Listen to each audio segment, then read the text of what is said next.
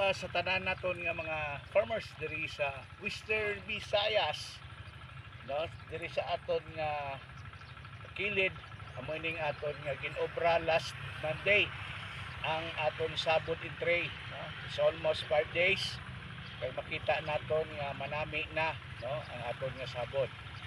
Isa para ini sa 4 hectares. So diin maka-advance kita, no?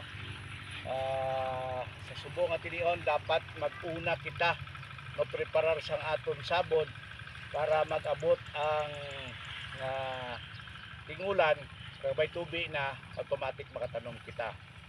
Sa mga maluyag, no, mag-pa-assist, pagpakontrata sa akon, no, ining area diri sa Barangay Ilaya, no, Pobla Ilaya, Dumangas, Iloilo.